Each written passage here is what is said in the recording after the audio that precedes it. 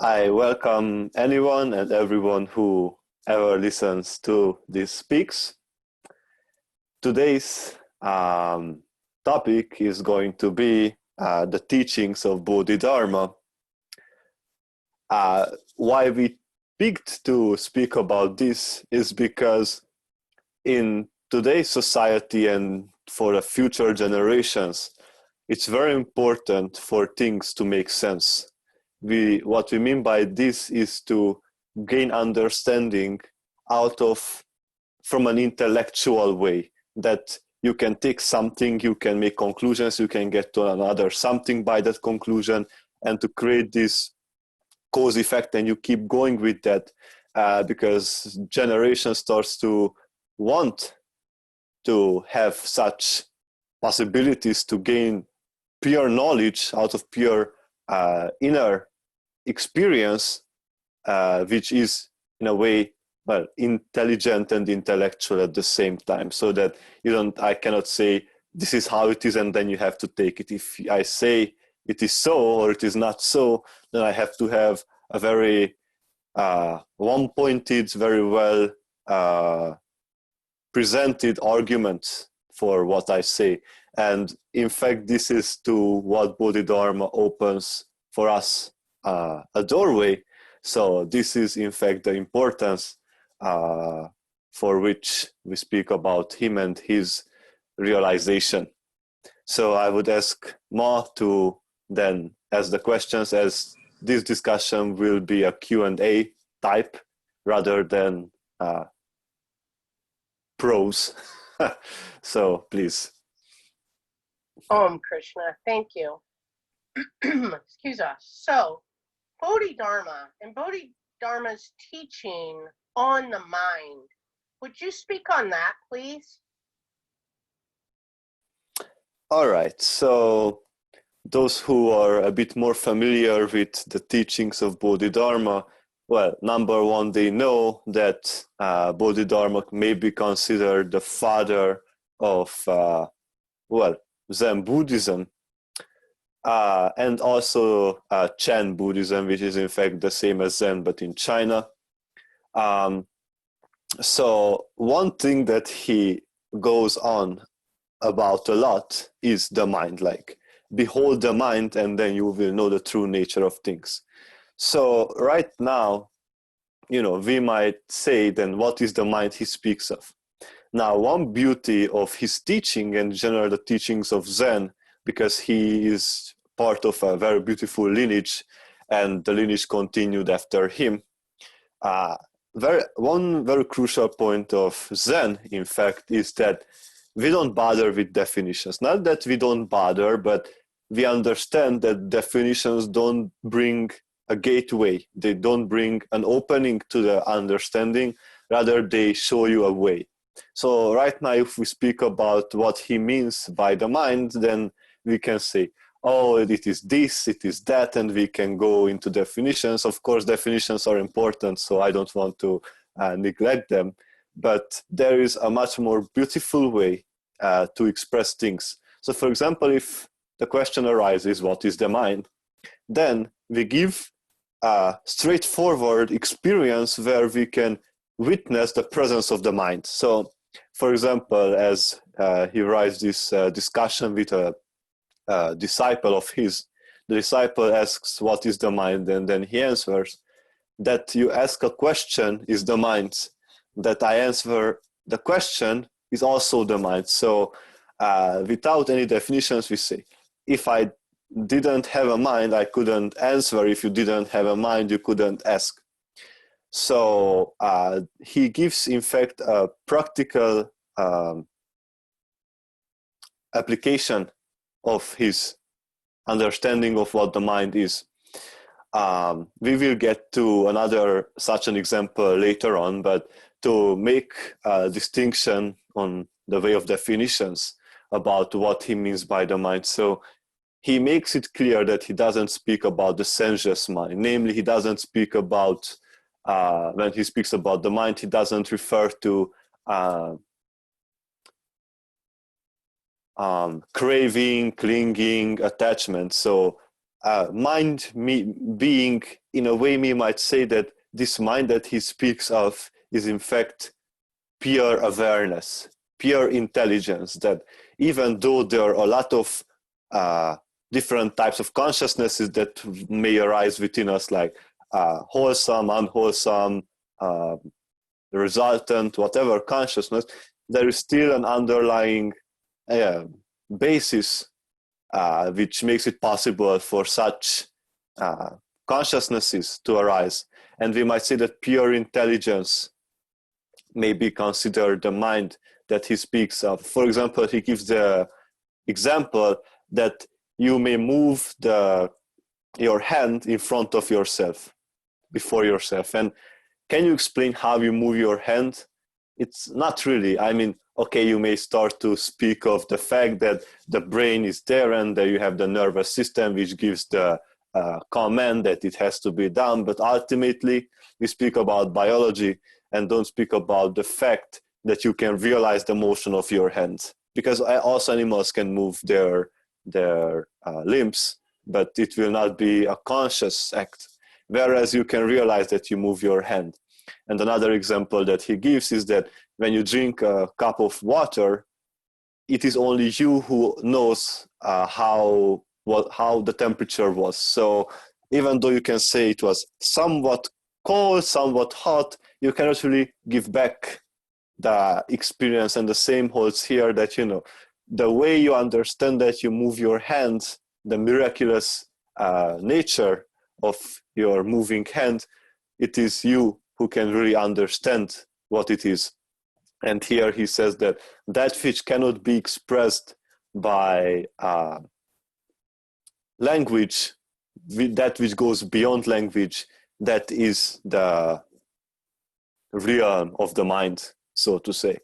And I will give a very brief example, to which in fact we will have another question later, so we will speak about that in more detail. So the fact is that when you close your eyes, you don't see the visible reality in front of you. If you shun any of your 5 senses, you will destroy the gateway towards that particular object. So if you stop to taste, you will not enter the realm of tastes. Same with smell, with touching, everything. So as he says, if you don't give rise to the outside is not there. If you give rise to it, it's there. So, you know, and an even more particular example to which I want to refer is that if you give rise to yourself, then you exist. If you don't give rise to yourself, you don't exist. But this already cannot explain, because I say if you give rise to yourself, but right away I assume that there has been a you before, which is in fact not true, because through giving rise to it is that you exist. So this is that I refer to as going beyond language, that you cannot really express it. We can understand if we taste the water how hot or cold it is, but to express it exactly as it is, it cannot be done. So this is what he means by the mind, this miraculous nature of being aware. We might say it as such.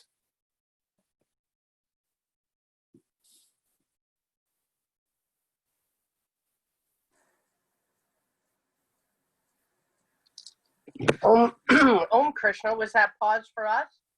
Yes, we are waiting for the next question, if everything was clear with this one.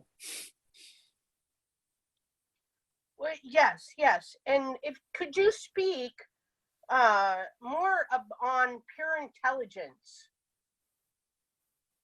Okay, so in yoga, at least, we look upon the mind, like the mind that we experience every day, as 4 things, not just one thing.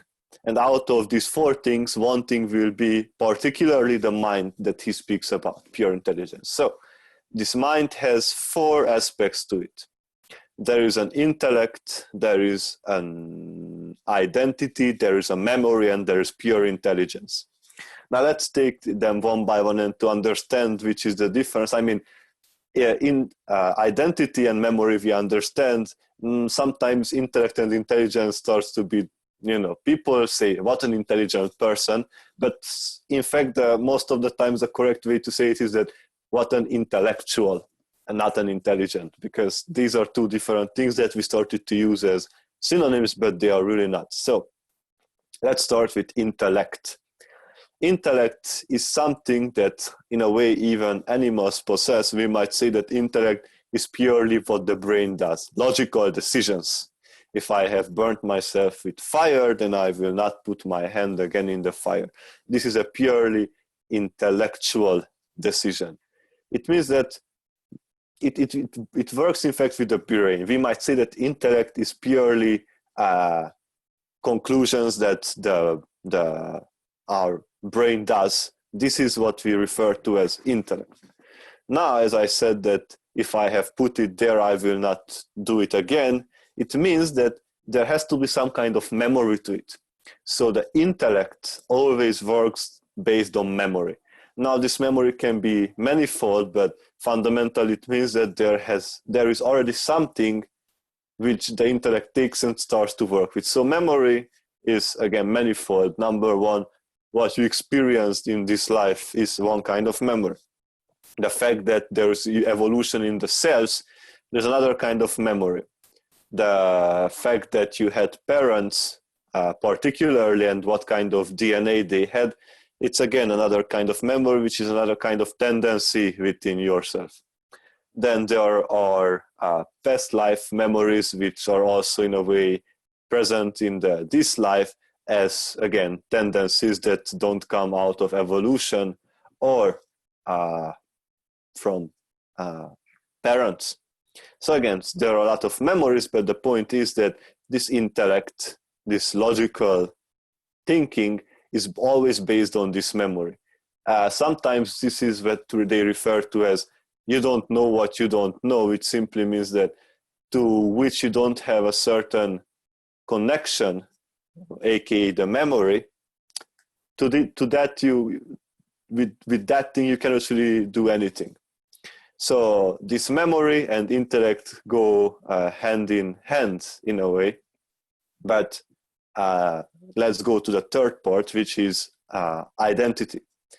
Now, in fact, identity, we always think that identity is something fundamental, but it is really not. So it's not an ultimate reality. It's a conventional reality. So the difference between conventional and ultimate is that in the conventional reality, I say that I go to the shop, but ultimately such a thing as a shop doesn't exist because it is the imposition of so many things that we call the shop. So ultimately, we can break them into even smaller pieces. So if I say I go to the shop, in fact, I say that the body goes to the shop. Ultimately, the I doesn't go anywhere because there is no such thing as the I, because the I is also a consequence out of what? Out of the memory. What you remember is what you will tell that you are. So if you were taught to say that you are a white person, then your identity will be out of your memory, not out of anywhere else, that I am white. Even though it doesn't mean anything, again, because our words don't describe reality, and you will have a link in the description describing this happening. So out of memory, we take an identity, and this intellect tries to defend this identity. So out of memory, we have an identity, and this intellect tries to prove that that identity is something real. I mean, we can see it wherever you go outside, you will see that people have a certain, I like this and I don't like that.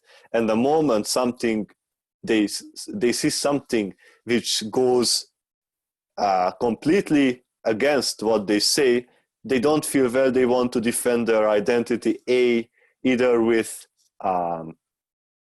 saying what they do is correct, or with saying that what the other one does is incorrect. So the intellect is always working out of memory, and so does the identity.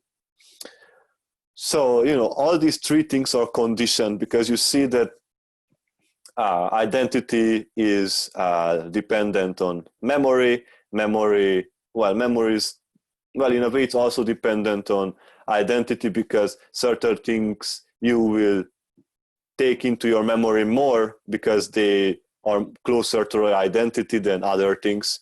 And all these three things, and the intellect goes with both of them.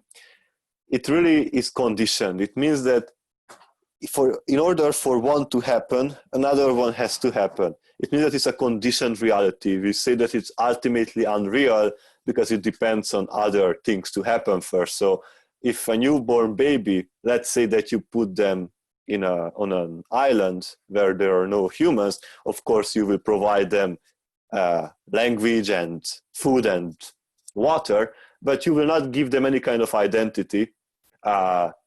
Memory on whose basis they can bring an identity. They will not think that they should have likes and dislikes. They will just sit there enjoying how the flower blossoms. This is a poetic way to express it, but what I'm referring to is that they will simply not start to think like, oh, I like this, I don't like that. Because even, when I say like my favorite color, it's also some kind of identity which comes out of memory, and the memory of like and dislike. So this is why we say that they are conditioned things. However, on the other hand, when we speak about intelligence, so there were those three things: intellect, memory, and identity, and there is intelligence. Now I will give an example of intelligence which is outside the human body. Gravity. Gravity does not have, like, the planet does not have a memory like, oh yes, if I throw something up, I must bring it down. It doesn't have a memory on whose basis it works. Rather, it is innate. It is an innate working. Like we obviously know that there's gravity and we know how it works, but gravity doesn't work out of its own memory. It is intelligent. It knows how it works. It doesn't need memory. The same is with light. So the speed of light, we know how much it is, but light doesn't start to think, oh, this is my speed, so I must go it like that. It would be an intellectual decision, not an intelligent decision. And again, in intelligence, there are not really decisions, because that is the innate nature of light, that it goes with its own speed. So this is what we mean by intelligence, working beyond memory. And when you are aware of the motion of your hand, it is not out of memory that awareness is not out of memory. Awareness is a presence. We might say it's a presence. It's being conscious, purely conscious, not being biased by it, not being in wholesome, unwholesome, just purely aware of the happening. And in fact, this is part of the human mind, this kind of intelligence. In yoga, they say that if you activate this intelligence, all the deities and gods will be your slaves. Now, it's again put in a poetic way, but what it means is simply that when you start to work in an intelligent way, you are no longer conditioned. It means that you are unconditioned, whereas intellect, identity, and memory were conditioned by each other. Here we speak about unconditioned things. Maybe I said the wrong word before, but right now I'm correcting it. So unconditioned is intelligence, whereas intellect, memory, and identity are conditioned by each other. So this unconditioned reality is part of the human mind, and this is what Bodhidharma refers to as beholding the mind. It means to see this intelligent working.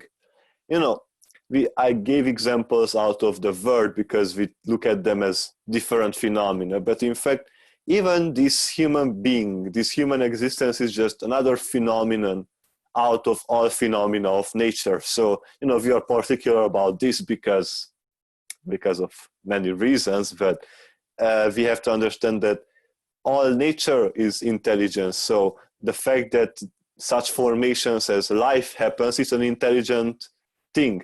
Now that my lungs work, it might be out of the memory that the cells have within them, but the fact that life happens is a purely intelligent happening. It did not have a memory in it. It was a completely innate happening without memory. So this is also part of the human mind, that it can work in an intelligent fashion where it does not, it does not decide, it doesn't start to think, oh, I can do this or that, I can pick. It just does what is meant to be done. So in a way, karma yoga touches it very well, where you give up your free choice, you give up your everything, and you do what the only possible, really possible way to do things is. Because many times in situations we might find that I can do this or that, but ultimately you will do something, and ultimately there is one thing which is the most appropriate thing to be done. And then you give up all other things, and intelligently the action will be done. So this is why I said that we must not mistake intellect and intelligence, because an intellectual person, and in fact this is confirmed by, if we want to give a definition, in a Western society, an intellectual being is that which is very well versed in things. With other words, it has a very great memory behind it. Whereas intelligence is out of inner experience. It doesn't have a memory to it.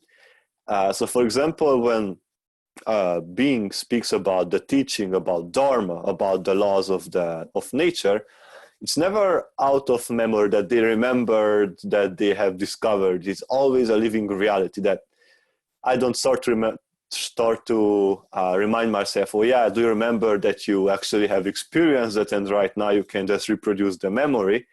Instead, there's always a continuous flow of intelligence to which you can go, and then you can take anything out of it and you can speak about it again without having a single piece of memory in it. So it is completely without memory. This is why we say that intelligence is unconditioned, because there's nothing that would say that is it, that is the limit of understanding. Whereas intellect is conditioned by memory and identity, because it works around it. It goes in a circle because it doesn't know anything else. Whereas intelligence is, when we say infinite possibility, it simply means that there are no conditions that you cannot go further. You can experience out of intelligence whatever state you want, whenever you want. You may do whatever you want. Speaking of miraculous powers that a lot of disciples of the Buddha showed, these are out of pure intelligence, not out of intellect. So when he speaks about, Bodhidharma speaks about the mind, it's in fact fundamentally the pure intelligence that he speaks of. And when he says that we don't speak about the sensuous mind simply means intellect, identity, and memory. That is the sensuous mind. Because, if we speak about the senses in particular, that many people, general human beings like sensual pleasure. It is also out of memory that you remember that is good, and then you go for a second and a third try. So it's purely not intelligent, because there's a memory behind it. This is why we call it a sensuous mind, because it is based on what it sees, what it hears, what it smells, what it tastes, what it touches, nothing beyond that. If there's something beyond that, it means that there's an inner experience.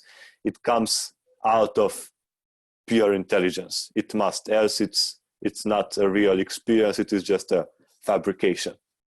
So that is our answer to this question. Om Krishna.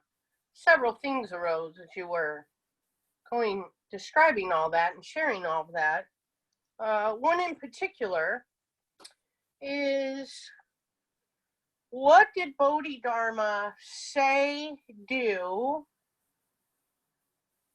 to explain, to support realizing enlightenment?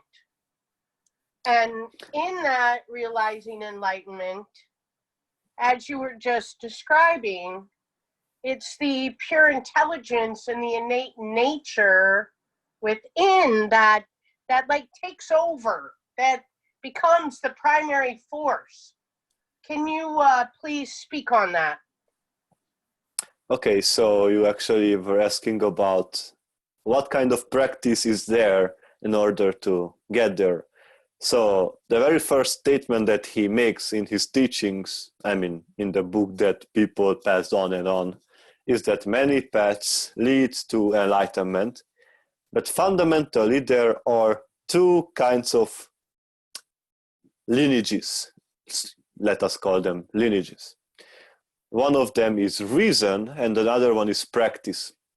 Now, okay, of course we know that there are fundamentally four types of yogas, which are bhakti, kriya, karma, and jnana yoga. But, these are four types of manifestations. But if you look at all four, they have reason and practice. So if there is a path that truly leads to enlightenment, it has to contain either reason or practice or both. In fact, all of them have both of them. And in fact, we will see that practice supports reason and reason supports practice. So they are mutually inclusive. The degree of mutual inclusiveness changes. So let's take first reason. And in fact, we have already touched this during this conversation. Reason is to take a statement and draw logical, in a way, well, intellectual, because you take a logic, but also an intelligence, there's a balance there, conclusion. So I will give an example of what reason means. And we will make a general conclusion about what reason is in reality. So we spoke about this in another recording, discrimination and using words. Now, we realize that what is the reason for which we use words? We say to refer to objects. And I say yes, so fundamentally, because we discriminate objects from one another, that is why we use words. And so we take this statement, the reason why we use words is because we discriminate objects. And right now we either agree or don't agree, and this is part of course, reason, that if there's a statement, we have to look at its truth. Is it true? Yes, because if there were no discrimination, then we wouldn't use words. That is the only logical conclusion that we can draw. And now to give another aspect to it. Okay, so we say that there's discrimination, then there is words. And the question arises whether our words are different from the discrimination or are the same thing. I mean, we have two things. Are they the same or are they not the same? This is the question. So let's take the reason and we say, well, they cannot be different because we have just seen that the usage of words is rooted in discrimination. Discrimination does not have to be understood in a negative way. Discrimination means that you see two objects and you say that this is red and that is blue. It's already some kind of discrimination because you made a distinction. This is what we mean by discrimination, distinction. So if you say that words are different from discrimination, I say that it cannot be because it is rooted in it. So things that are rooted in other things cannot be different because, I mean, if they come from there, it means that they are already somehow interconnected, cannot be different. Okay, if they are not different, then we say it is the same. And I say, no, it cannot be the same because first you have discrimination, then words arise. It's not simultaneous. What I mean is that if words were the same as discrimination, then words couldn't hold a meaning. What I mean by this is that first you have a discrimination and then you decide to use words. So words have an apparent meaning Like I say apple and I know what I mean. Whereas just because I discriminated two objects from each other, it does not apply that I have to use words to that. So it seems that discrimination is neither the same nor different than words. Now, how can this be? Somehow it looks impossible that there are two things that aren't the same but aren't different either. And there are in fact a lot of examples to this one. But let's look upon how this is possible. And again, we connect back to reason, and we have just reasoned why this is so. So let's look upon the nature of words. In fact, from this standpoint, we have two kinds of words. There are imitating words and there are random words. Imitating words are, for example, if I say that the snake hisses, because it's like I try to imitate the sound the animal creates, or I say that meow, and I try to imitate the sound of the cat. But again, certainly does not describe the reality because I used sounds to describe other sounds. Is not the same thing. And there are the other types of words which are the complete random. I say apple, but in fact, those are the sounds, absolutely random sounds that we decided to put together, and it made a meaning. So I want us to understand that our words do not describe reality because we just use random sounds to describe objects. I say mother, but these are just sounds that I create in order to make a reference to things. So we have to understand that never in our life have we ever expressed one thing out of reality. We have always made reference to reality. So again, we can go deeper into this, saying that in fact our words are completely empty. And what I mean by empty is that they don't have a fixed reality. Because, for example, there are words in different languages where a word may mean two different things. So if I say love, it can be applied to two different things. Number one, if I enjoy a piece of bread, I may say I love the bread, or I say I love you, and the love doesn't mean the same thing. So we have one word to two different things. It already means that there is no one-to-one accordance. So it means that our words cannot even describe reality because we have even different words, synonyms, that apparently describe the same thing. So certainly our words do not describe reality, they refer to reality. So the only possible way that discrimination and words are neither the same nor different is because words in fact do not hold meaning, that they are completely empty in nature. It means that they have no fixed reality. They are fictionary, we might say it like that. The sounds that we create are real. In this word they're real, but their meaning is completely fictionary because we just, in a way, hallucinate the meaning to it.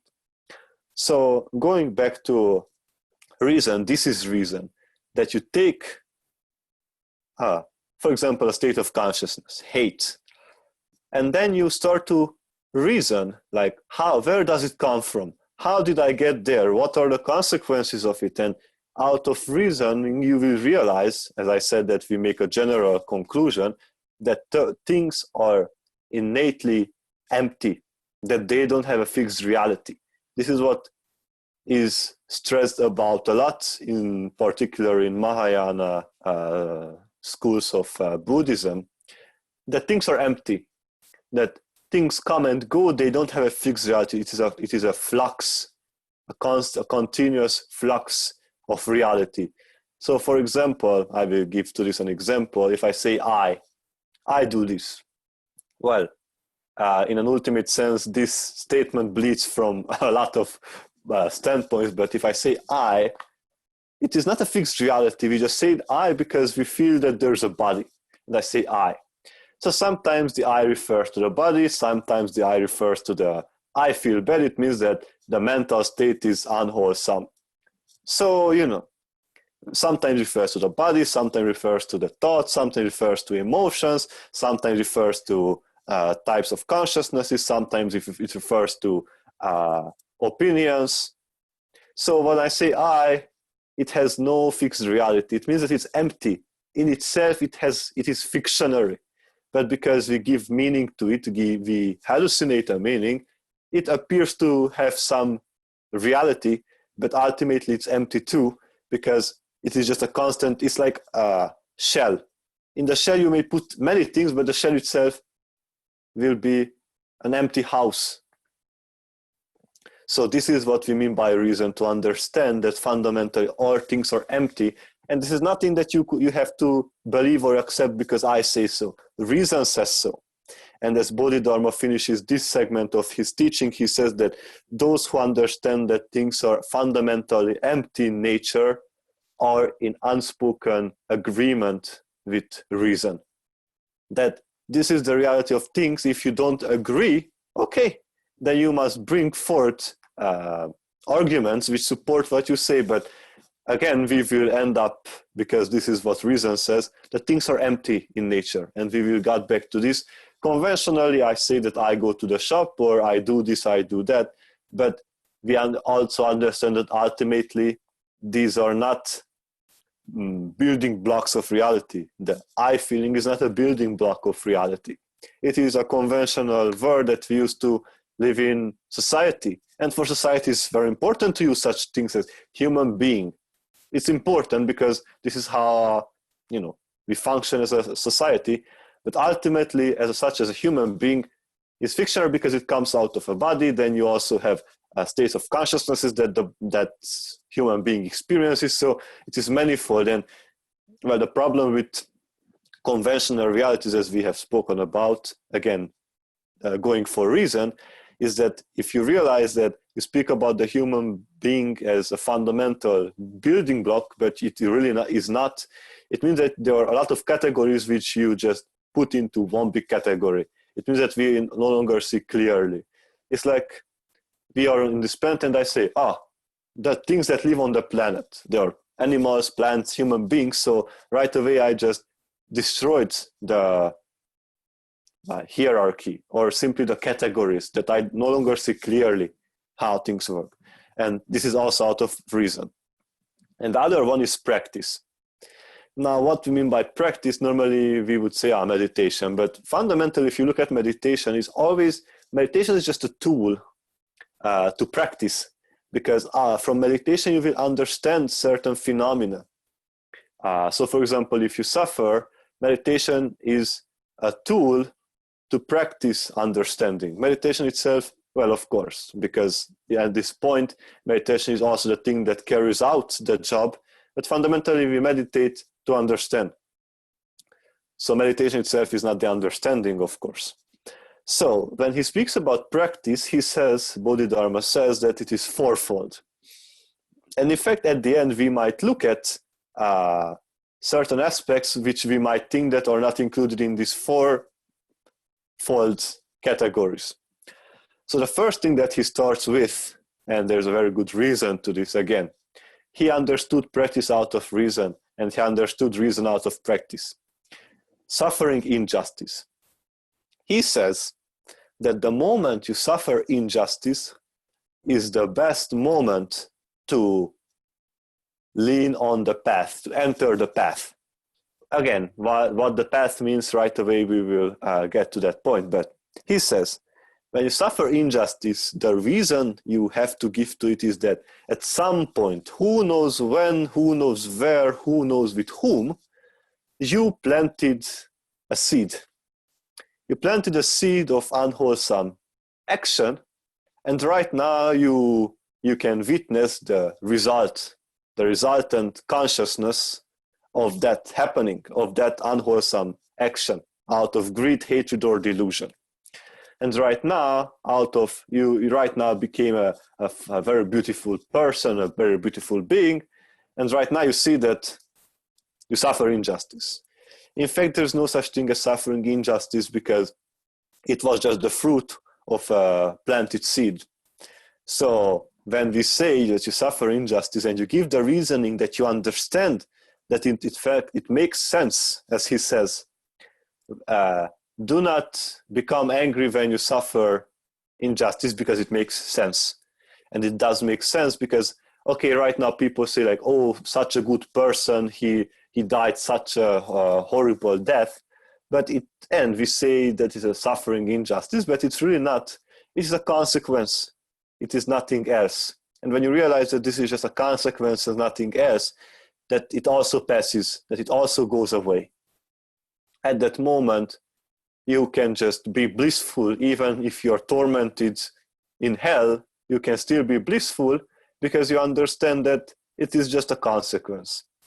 And when we say that you enter the path, again, I said that we don't give definitions. So when you ask what is the path, I will say that which you enter mentally the moment you understand injustice is the path. That which you do not enter when you do not understand injustice is the path.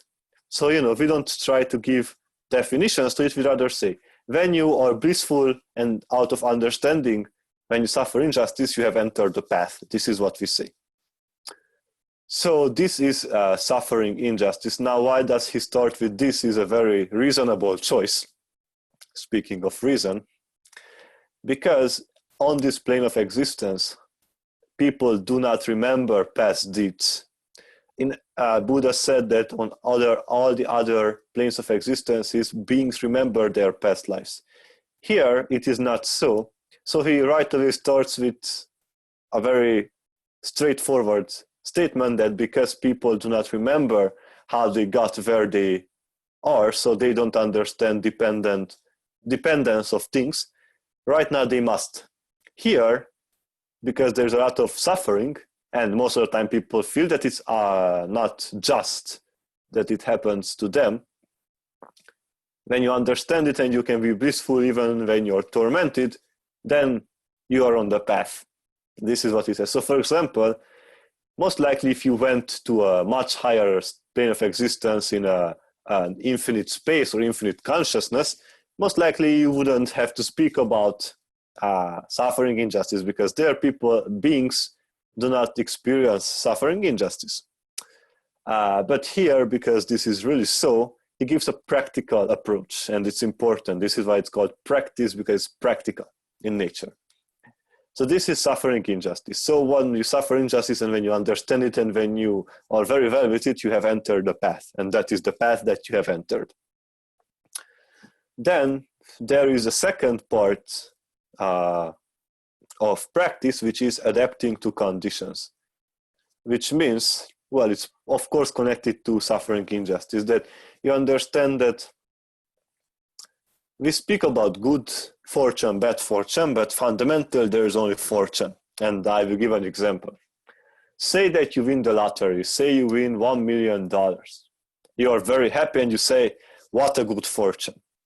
Then in 1 week, your family is going to get murdered, your life is threatened, and all your money is gone because you won the lottery, people made you a target.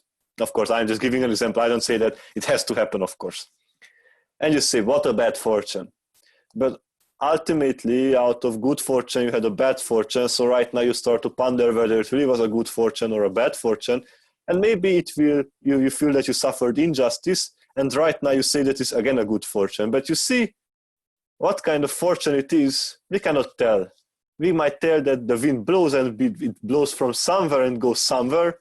But what kind of wind it is, it's not important. This is what it meant by adapting to conditions, that you understand that fundamentally suffering comes out of craving, out of desire. And then you have passion and aversion. Passion is when you desire the presence of something. Aversion is when you desire the absence of something. This is what it means. So you understand that suffering comes out of desire, and you realize that all human thoughts and emotions are all around desires, which means that they are conditioned realities.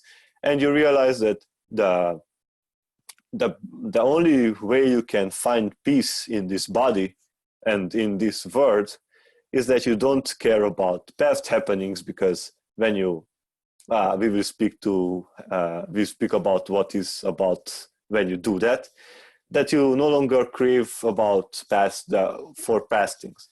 You don't crave things in the future, and you become equanimous or neutral with the present moment. Many times people say to live in the present, but that is disputable because they still go back to the past. Unavoidably, people do that because there is memory on whose basis they do that. But fundamentally, there's not even living in the present, because the moment you give rise to the present, it is that you live in the present. So for example, what does it mean to give rise to something if you speak about it? So when you go to sleep, you don't give rise to the outside world. It doesn't exist for you. When you come out of it, you don't give rise to the dream sleep, the dream state. So for you, it doesn't exist. Or even if it exists, you name it unreal. But there is the deep sleep, when there is neither wakefulness nor dreaming. There is the deep sleep. Now there you don't give rise to a single thing, and therefore everything ceases for you to be. Just see that when you don't dream, and there is that, we might say, the pitch black, but it's not even pitch black because you don't give rise to the pitch black.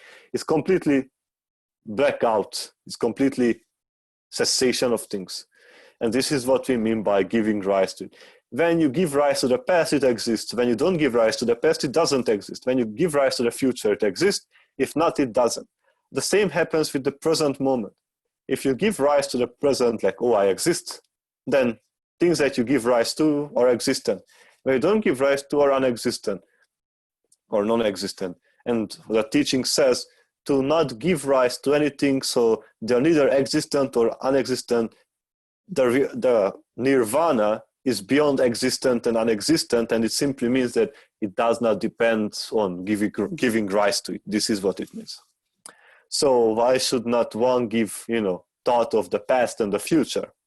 Well, Bodhidharma says, and he says very well, that the moment you have a thought, you enter the three realms of greed, hatred, and delusion. So when he speaks about the three realms, he in fact speaks about these three roots of existence: greed, hatred, delusion. So when you have a thought, right away you enter any of these three. If your thought is neither in greed nor hatred, it's in some kind of delusion. Because, in the moment there's a manifestation, it's some kind of delusion in the sense that it's some kind of formation. So for example, this body is a formation. It's out of some kind of not knowing that there is something beyond. So this is why arahants, so fully enlightened beings, and Buddhas too, the moment they leave the body, there's a complete cessation. There is no more, well, at least what the Buddhists say, there's no more possibility for them to come back to the world. And the reason is because there are no more formations. There's no more not knowing. The moment there's a form, there's some kind of not knowing of things. And he says, to be in the three worlds is to be in a burning house. In a burning house, you might not touch the burning walls, and you will say, it's so perfect to be here. Sometimes something may fall on you and then you suffer. And sometimes still things don't fall on you, and then you don't feel that you suffer, but you are still in a burning house. It means that you're about to suffer. It is just, you're so close, infinitesimally close to suffer. And this is why he speaks about adapting to conditions, that you understand that good fortune, bad fortune, there is just a fortune, it comes and goes. And when you are equanimous, neutral about it, that you will not be happy when you win the lottery, and you will not be in misery when the consequence of the lottery is that is going to be stolen, for example, then it means that you don't care about the fortune, that, this is how we continuously create karma, that, oh, I like that, there's some kind of karma. Oh, I don't like that, another kind of karma. But if you're equanimous and you don't give any kind of bias, any kind of partiality to things, it means that you're not touched by them. It means that you have transformed them. So for example, even the Buddha after enlightenment suffered. He did not suffer, but this is the language that he had to come face to face with certain deeds of his past that happened and were such actions that he had to come face to face with. But even though there were things that showed themselves to him, he still was very blissful. He was not partial about it. He understood the nature of things, and he understood that he has gone beyond it. It is just, they say farewell from a distance, these things, they still say, hi, I'm still here. But fundamentally, he has already gone beyond that. So there was no more future suffering for him. This is what is meant by adapting to conditions. The third one is very, well, it might seem controversial, but it's really not. It is called seeking nothing. Now, what does this Krishna speak about seeking nothing when all the teachers say that seeking enlightenment is the greatest thing that you can ever do? Well, I will give a little, well, not a poem, but a little text on what it means to seek, really. Not to know is to be limited by the not knowing. To be limited, it is to be conditioned. To be conditioned, it means to suffer. To seek something is to be conditioned by that thing. Now let's understand this. When you seek something, it means that you think that it is somewhere outside. This is what the Buddha did before becoming the Buddha. He went on and he did not eat to the moment that he couldn't make the next step. He sought it, but he didn't realize that the thing that he seeks is in fact emptiness. Because in emptiness there is no more suffering, there's only blissfulness. To seek something is to be conditioned by that something. It means that your life goes around that.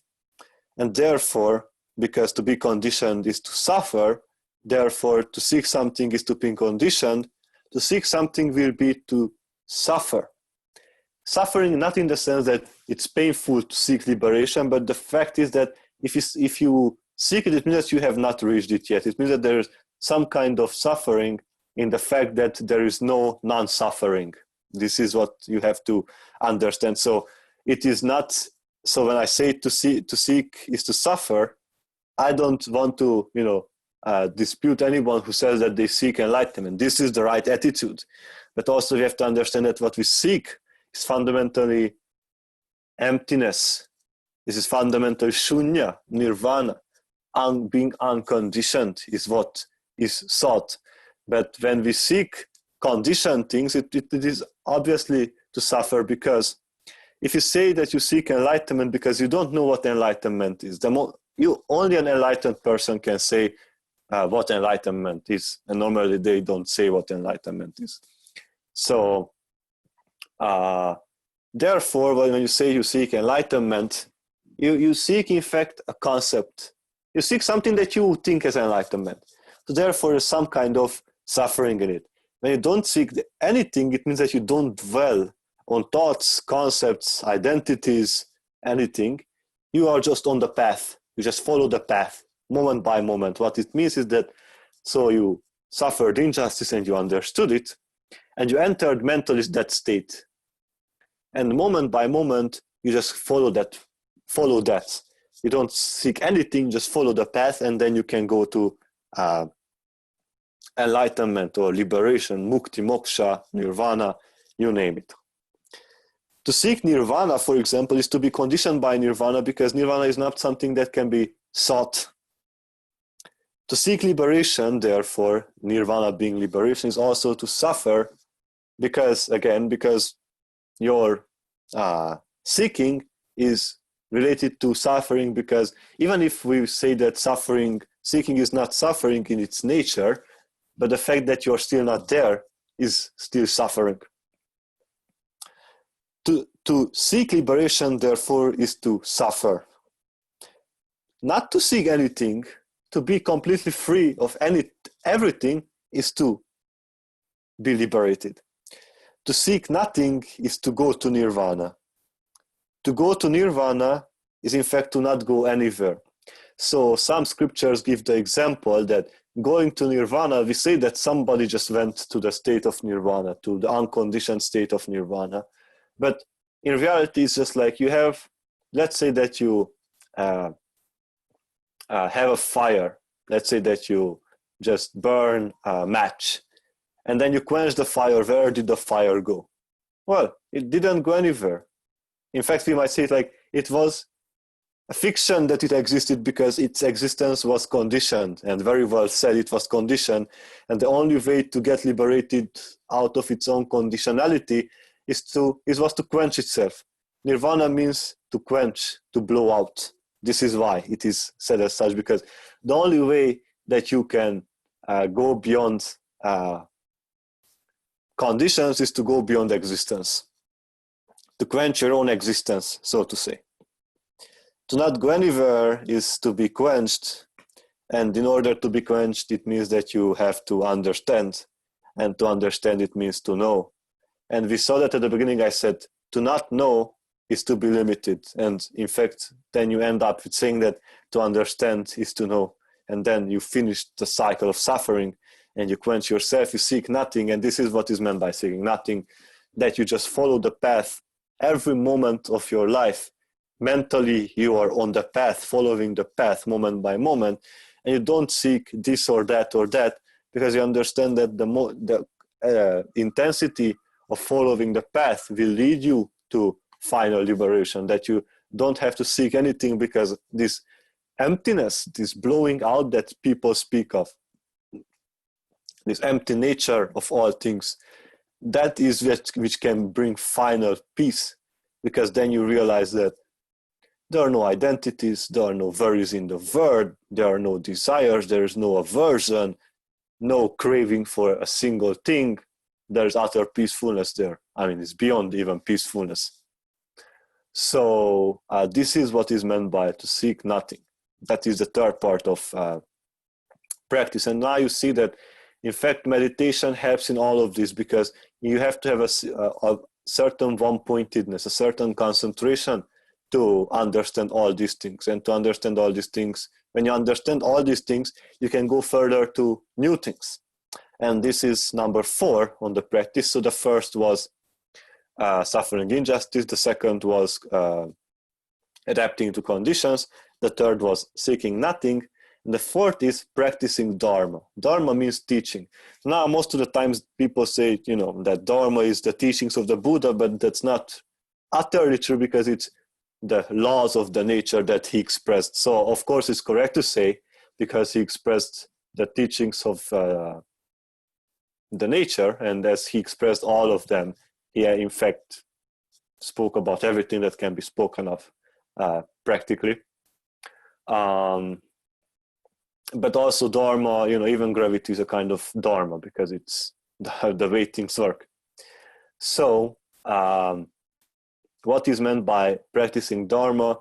Well, mainly the 4 noble truths that, there is suffering, there is a reason to suffering, namely desire, that there is a way out of suffering, and that Nirvana is the way out of suffering. So the 4 noble truths and the noble eightfold path, to get all with the right view, right intention, right speech, right livelihood, right concentration, right meditation, right mindfulness, and right concentration. All these, the noble eightfold path, that you practice this, it simply means that you follow the path by understanding suffering injustice. Then you also understand that you will also suffer other injustices if you don't adapt to conditions. When you adapt to conditions, you start not to seek anything.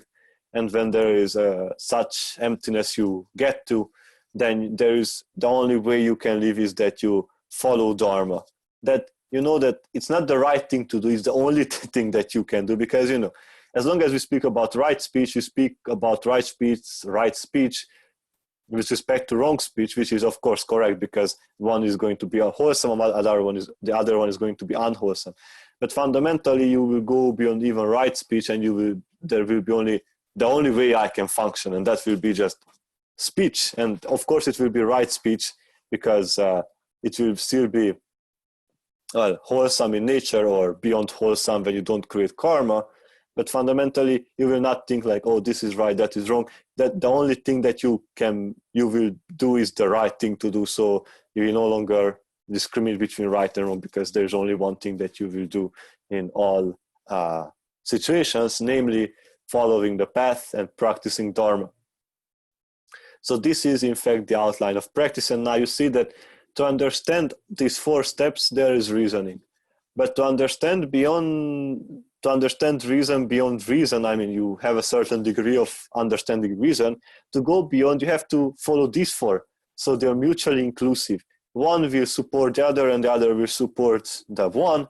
And this is how you progress. And for example, even if we speak about devotion, bhakti yoga, there is practice, obviously. And let's say that you choose a deity such as Krishna or Buddha or whomever, and whenever you suffer injustice, you understand, I mean, what a bhakti yogi would say is that all things is the deity. All things fundamentally in their own nature is the deity that I chose, and therefore I feel blissful even if I'm tormented. You know, so using up emotions as, you know, being with the deity, you know, this closeness that creates, in fact, practice, and out of practice there will be reason. This holds for all the 4 types of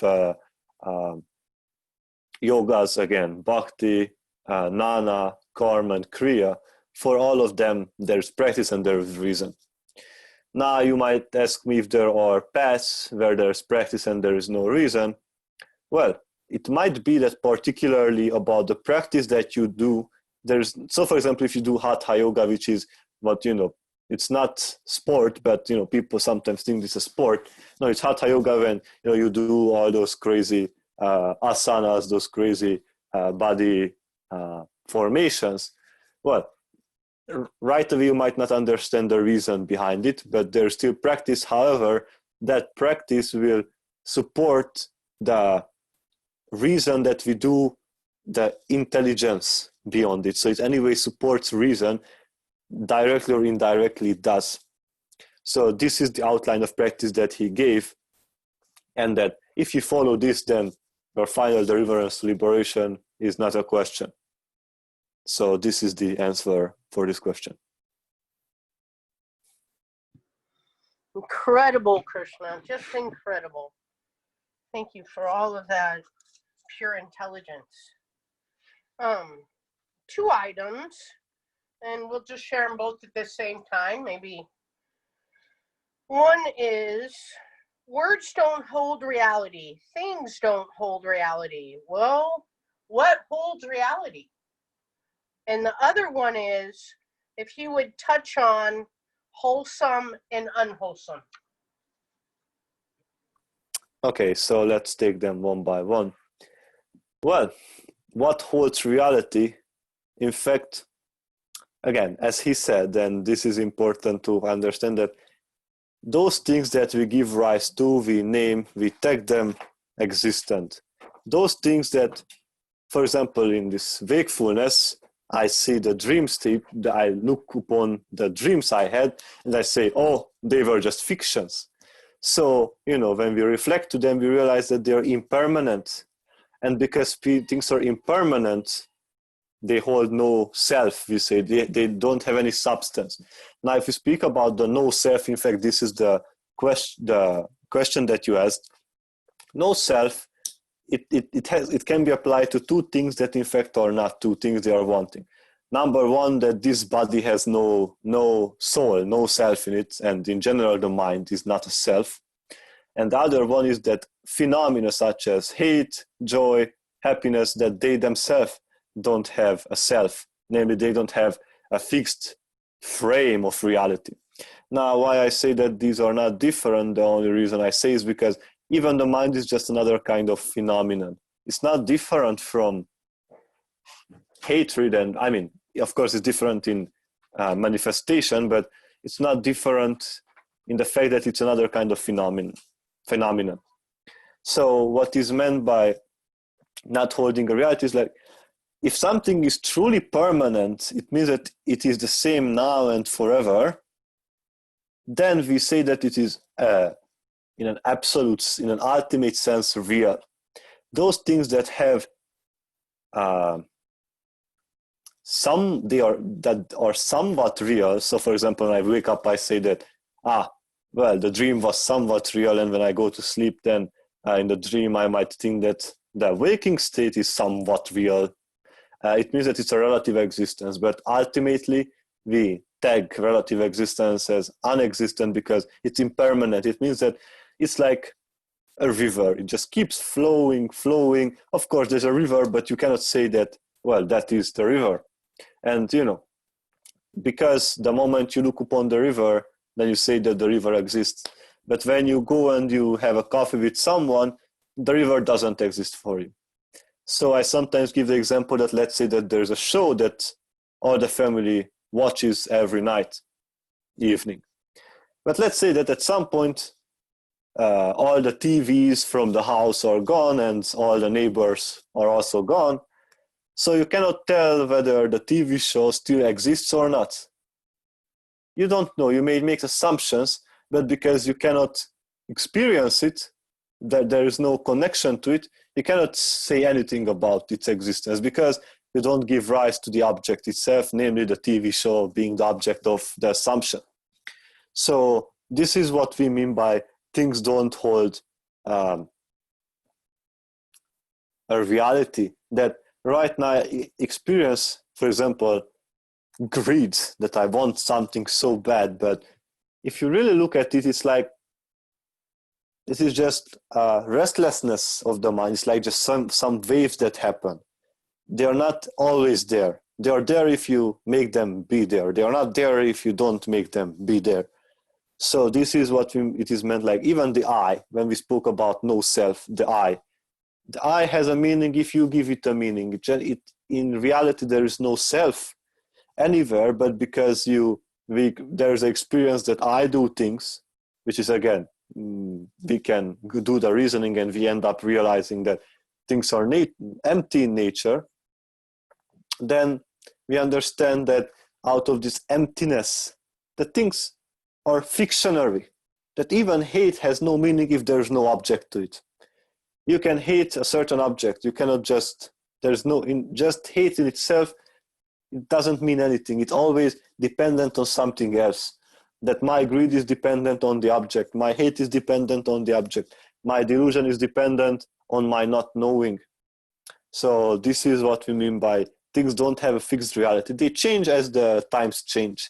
And if I say that greed is changing, it means that I might say that it's greed, but it is out of language that I say that it's greed. In reality, the object changed. My perception about the object changed. My mental factors have changed. The types of consciousness with which I perform a greedy action, the being performs a greedy action changes. So we say it's greed because it has the same outline, but in reality, it is not something that is always there. So again, in deep sleep, when there is no wakefulness or dreaming, there is no greed, there is no hatred, there is no delusion, there is simply nothing. And that is the nothing that we speak about, but nothing again becomes a condition because I have to use language on it. And as you reflected on language, that we have already proven that when you give meaning to it, it has a point. Things in general don't have a point, a meaning, but because we hallucinate a meaning to it, then it has a meaning. So again, as words, I say I love you, for example, but these words are the sweet sounds. For example, maybe a Chinese person who doesn't speak English, most likely I tell them I love you, they will be like, but they don't know what it means. So, as the Buddha said, these words are the sweet sounds and they don't have a meaning.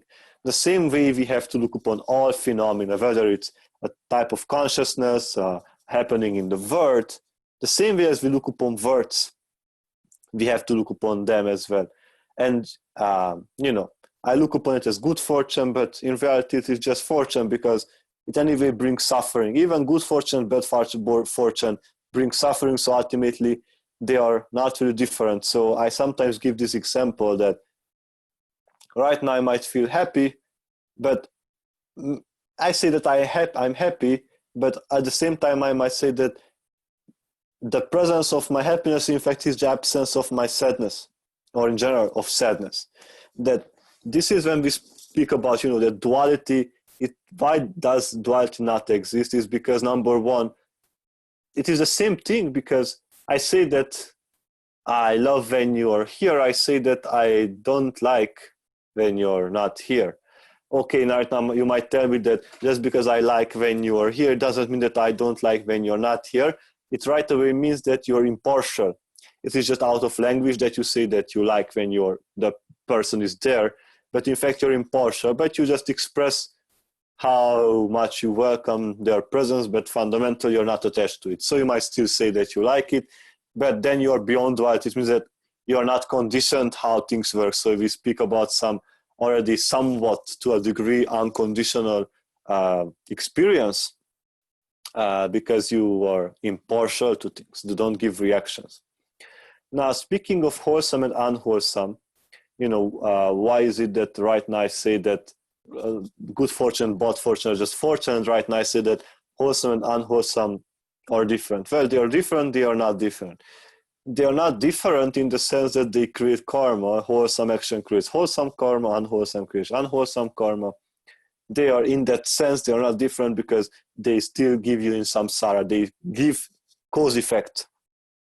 They are karmically determinate, because a wholesome action will give a wholesome result. An unwholesome action will give an unwholesome resultant. But fundamentally, the biggest difference is in the roots, because unwholesome has the root of greed, hatred, or delusion. Greed and hatred are mutually exclusive, but delusion is always there when there is unwholesome root, and there are the wholesome roots of non-greed, non-hatred, and non-delusion. Now, the difference is that a being whose rebirth is determined by, is conditioned by unwholesome roots, so greed, hatred, and delusion, they cannot attain enlightenment. No matter how hard they try, even if they are conditioned by two roots of non-greed and non-hatred, even still then there is no possibility to attain enlightenment.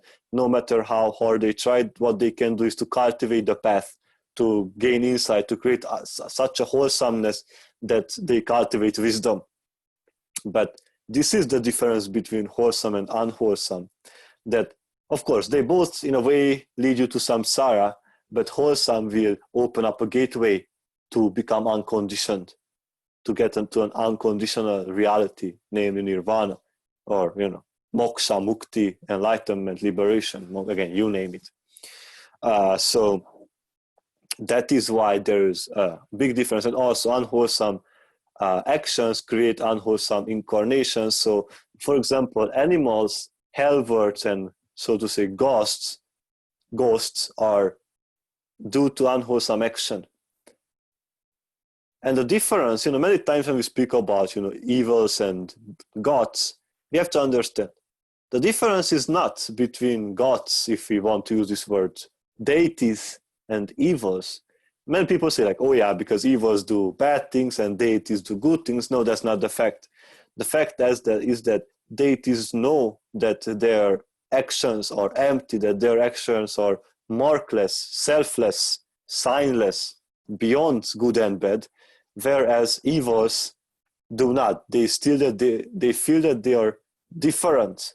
And many times this is why people say that human beings have the devil and the deity within themselves. It simply means that we have the capacity to go beyond both, because a deity doesn't experience being a deity. A deity experiences emptiness of things, whereas a non-deity, because again, a human might not be an evil, but evil I made in the sense that there's still delusion.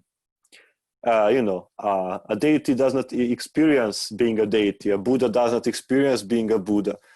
They experience absolute freedom, if we want to give it to a name. Whereas non-Buddhas and non-deities don't experience happiness, pain, wholesome, unwholesome. And this is why, for example, when we speak about, for example, Buddhas or enlightened beings in general, any kind of enlightened beings, there are three different types of enlightened beings. This could be another topic at another point. There are arahats, there are Pacceka Buddhas, and there are the types of Buddhas that the Buddha was. I'm not getting the word right now. So the point is that their actions are called functional. Kriya means an action which doesn't create reaction. Their actions are karmically indeterminate, which means that it does not create. Even when they do a wholesome action, so to say, a supportive action, they do not create wholesome karma with it. So that is the difference between wholesome and unwholesome. They are not different in the sense that they are still in samsara. They still lead you to further cause and effect. But wholesome, with the three roots of non-greed, non-hatred, and non-delusion, you get the chance to leave it all behind. Whereas with unwholesome, you cannot attain any kind of wholesome roots. And unwholesome actions create, as the Buddha said, rootless incarnations, which are animals, hell, ghosts, and even human beings. And rootless means that there is no generosity, there is no lovingness, and there is no wisdom. This is what it means. And in the human world, there are rootless and triple root incarnations. There are everything what you want, triple root, that there is non-greed, non-hatred, and non-delusion. So this is how, when we speak about duality and there is no duality, we have to understand that as long as there is samsara, there is this world, there are some kind of wholesome and unwholesome. Only, truly enlightened beings have gone beyond it in the sense that they no longer even create it. But of course, they speak about wholesome and unwholesome. When the Buddha spoke about it after having attained non-duality, he understood that there is wholesome and unwholesome because there is a degree of suffering in lower realms and there's a degree of freedom in higher realms. And therefore, we can speak about wholesome and unwholesome, good actions and bad actions in the sense of where it takes you, in that sense, of course. And even Shankara, Adi Shankaracharya, one of the greatest Advaita Vedanta gurus, masters, spoke about that purity, with other words, wholesomeness, is to purify the mind. It is not equal with attaining enlightenment. So no matter how many good deeds you do, it creates as many good resultants. So if you do 10,000 good deeds, you will have 10,000 good results, but it is not pure enlightenment. It's not experiencing bliss beyond conditions. And therefore we say that good deeds purify the mind. It gives insight, it gives wisdom, but it does not give final liberation of the fetters, because even a person who has all the 10 fetters, and I will just give a quick recap of what the 10 fetters are: identity, doubt in the enlightened being, its teaching and its community, clinging to rituals. Then we have sensual desire, ill will, craving for fine material existence, craving for immaterial existence, conceit, restlessness, and ignorance. These are the 10 fetters, right? And even a being with all these fetters can do wholesome deeds, that's true. But obviously, just because you did wholesome deeds, it does not mean that you have made one single step closer to enlightenment, because the fetters are those things that make you in a way suffer, that keep you aside from experiencing bliss beyond conditions. And this is why you have non-greed and non-hatred. That's very important, of course, but you also have to have knowledge, which means that you have insight, you have wisdom, and you can cultivate this wisdom, you have an insight into fetters, how to go beyond them, what they are, where they come from. So this is the view on, not view, this is the reality of wholesome, unwholesome, and karmically indeterminate actions. So this is the answer. Om Krishna, thank you for that. Omi, we're going to hand the mic over to you because you had something you wanted to ask and share. Yes, Krishna, thank you so much. This is such powerful information, very useful, very clear. I love it. I was actually taking notes mentally and as well. Obviously, we have these smart gadget devices that I was taking notes on. And what I have a question on is, actually, I didn't want to interrupt at all. And thank you, Luis, for giving me the opportunity to speak. Is pretty much when a lot of times, hopefully we can do these calls again, because I really, it's very, very helpful for me to understand things. But my question I have is when you talked about the thoughts, you said greed, hate, or delusion. There's a few different questions I have on different things, but tell me about that. When you said there's thoughts, they come from greed, hate, or delusion. And then as well, I'd like to talk to you about no bias, how important that is, and how do you transform them? So first, if we can touch on the greed, hate, or delusion and the thoughts, what did you mean exactly by that? Like if you think, whenever we have a thought, is that, can you touch on that, Krishna? Okay, yes. So I think the first two are more obvious because, so as mostly like 85-90% of human thoughts are about what I wanted. There's always a kind of desire in it. If you look at it, it's like, oh, I like this, I don't like that. Normally, if you look at, I want to go there, I don't want to go there. So I speak about desire. There are two kinds of desires. There is passion and aversion. And when you are passionate about something, you want the presence of that thing. You want it to be there.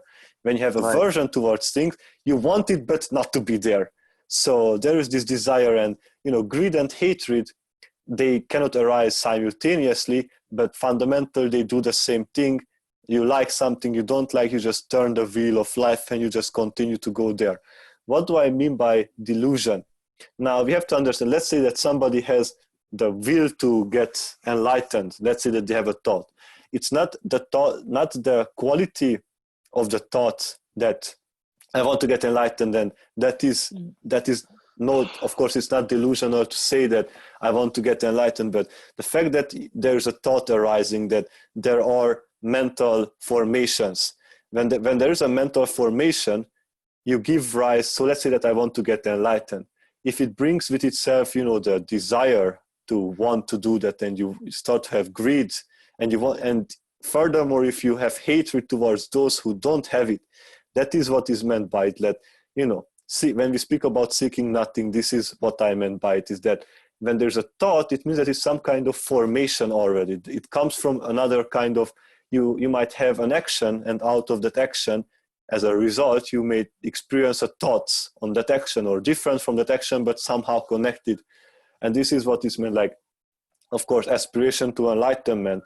It's not the delusion in its nature, it's the fact that there's a thought process, and normally when this thought arises, there are other thoughts that might happen to be. And this is when we speak about, seeking nothing simply means that you are well with whatever it is. You don't have any kind of craving, desire for anything, neither passion nor aversion. And even if, thoughts arise, it's some kind of formation anyway. This is what is meant by delusion. So as long as there is the body is a kind of formation, it means that you give rise to the thought. The fact that the moment you give rise to the thought, it creates an impermanence. This is what is meant by delusion, that it creates an impermanence. It creates a wave on a silent ocean. You create some kind of a wave, and it creates the impression that it has a reality. This is what I mean by delusion, in this sense. to like you were saying earlier on the call, you're saying to when you're seeking something, it's to be conditioned. Correct. Okay. And then when you're saying, so there's two kinds of thoughts. There's passion, or there's, did you say delusion? I'm sorry, passion or. Yes, so these are the two types of desires. When we say that, in fact, suffering comes from desires. If you had no desire, then you wouldn't suffer a bit. And when there are two types of desire, which is being passionate about something and then having aversion towards something. And it's again, the same thing, because we are passionate about aversion, we have aversion in passion, because again, when you desire something to be with you, you're passionate about it, and when you desire it not to be with you, then you have so to say an aversion, because you don't want it, you are irritated by it, for example, but you still desire something with it. So this is fundamentally not different in nature, they are different in manifestation, but not in the way what they do with human life, maybe that they keep you rotating in the circles. Right. Obviously, with the world, the way things are, there's so much conflicts going on right now with so many different areas, and equanimous is something that we should practice on a daily, minute by minute, practice equanimous, and that's what I've been doing. So when you said transform them, how do I transform where I have no bias? Obviously, that comes from coming from a place of love, kind of like love or fear, or how your thoughts are. In a way, have an open mind to everything, no attachment to anything as far as our thoughts. Okay, so when we speak about non-biased attitude, so to say, it's like, yes, of course, it comes from, in a way, inclusiveness. It means that you have an understanding. So reason is beyond bias, because, well, if your reason is with bias, it means that you have views. This is the difference between understanding, like a fact, and views, right. Is that you're biased with it. I mean, for example, a scientist is not biased with what he knows. There is gravity. Nobody who has ever seen a book will question it. This is what is meant, that it's not a view that there is this, but politics is a view, because I am biased with it. Right away, there is a view connected to that. And how we transform it. So there are certain degrees to it, like it's the degree of transformation. So the first step, well, to realize that it's not the things that we think that are so real. First, we realize that it comes out of it. They are impermanent. I mean by it, for example, if we give an example like politics, I am with this party, not with the other one. Right away, I realize that I have things that I want out of it. Nobody is with a party just because of fun. I mean, there are people, but they don't speak about a party. They just pick randomly one. But those people want something out of it.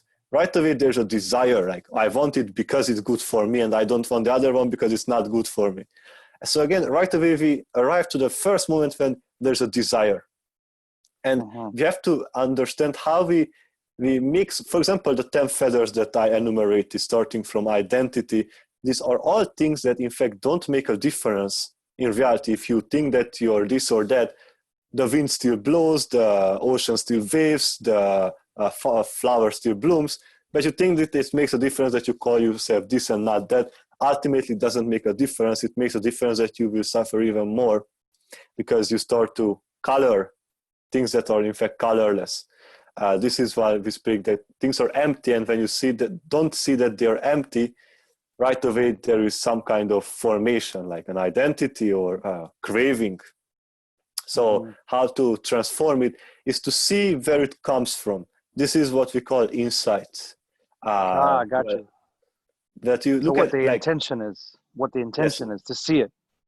To see where it comes from. Like, for example, many times, look, for example, if go on the street and somebody starts to scream at you for whatever reason, we feel offended, but the only reason why we feel offended is because we feel that that being must have had a reason to do so. If, for example, again, if there's a scientist and somebody starts to speak nonsense about science, the scientist will just laugh and just go on. But when we feel that we're offended, we feel that there's a reason for which we must feel offended. But if you realize that that being just had an experience and they don't know how to handle it, that nobody has ever become angry out of right understanding. This is what I want to say, that there's no such thing that being hateful or anything that is connected to hatred out of good understanding, out of pure insight, that nobody has done so. And when you realize that people do crazy things out of not knowing, nobody has done crazy things out of knowing. And when you realize this, right away, if somebody starts to try to offend you, you realize that why should it touch you the moment you realize that even if there's something that you did, and this is why they are as such, there are greater ways to deal with it. That is the Noble Eightfold Path, right speech, like, as you said, loving kindness, in the sense that there are gorgeous ways, there are beautiful ways to handle situations, and we don't have to give ourselves into the torment of views, because the moment you have a view, you torment yourself day and night trying to defend that view. Whereas if you have reason, for example, you know that what you know is a fact out of right understanding, and there's no question about it. It's the same as there is gravity, there is a speed of light, and there is this. And that, in fact, it is on a good basis. And if our understanding is based on insight, on knowledge, then we will not be upset if somebody says something else, because it means that something else comes out of not knowing.